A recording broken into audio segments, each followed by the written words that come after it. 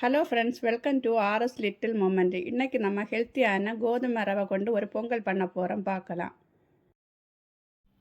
கோதுமை ரவை பொங்கலுக்கு என்னென்ன பொருட்கள் சேர்க்கலாம்னு பார்க்கலாம் வாங்க.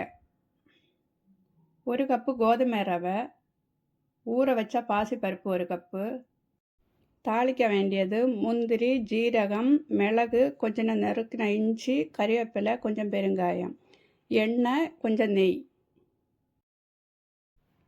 ஸ்டவ்வில் குக்கரை வைக்கலாம். 1 கப்பு கோதுமை ரவைக்கு 4 டம்ளர் சுடு தண்ணி சேர்த்து கொடுக்கலாம்.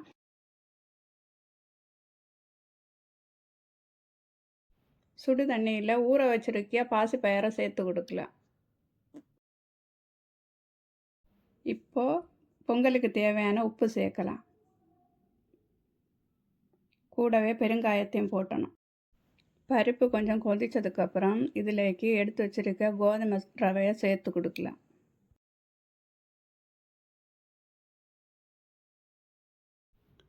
பருப்பையும் ரவையும் நல்லா மிக்ஸ் பண்ணி கொடுங்க. அப்போ தான் ரெண்டும் சேர்ந்து நல்லா வெந்து வரும்.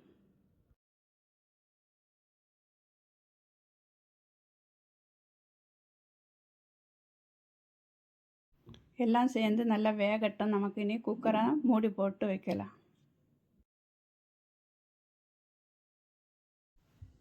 குக்கரை 3 விசில் வாரது வரைக்கும் மீடியம் ஃப்ளேமில் வைக்கலாம். எனக்கு குக்கரில் 3 விசில் வந்துடுச்சு. இனி திறந்து பார்க்கலாம் எப்படி வெந்திருக்குன்னு.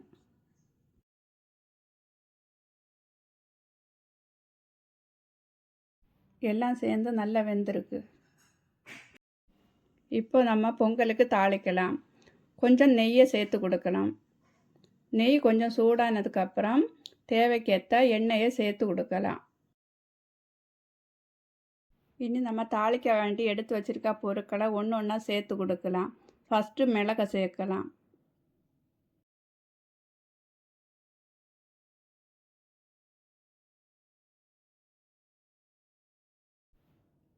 அடுத்து ஜீரகத்தை சேர்த்து கொடுக்கலாம்.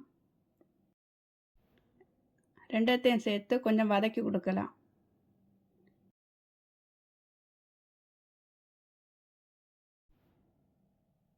இனி நறுக்கின இஞ்சியை போட்டு கொடுக்கலாம்.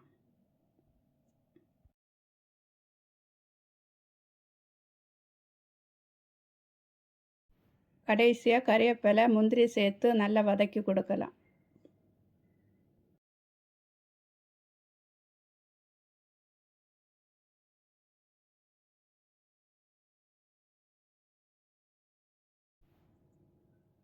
தாளிப்பு ரெடி ஆயிடுச்சு.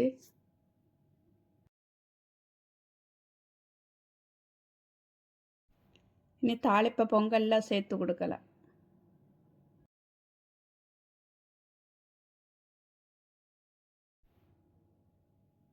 தாளிப்பை பொங்கலில் நல்லா மிக்ஸ் பண்ணி எடுங்க. நல்ல ருசியான கோதுமை ரவை பொங்கல் ரெடி ஆயிடுச்சு.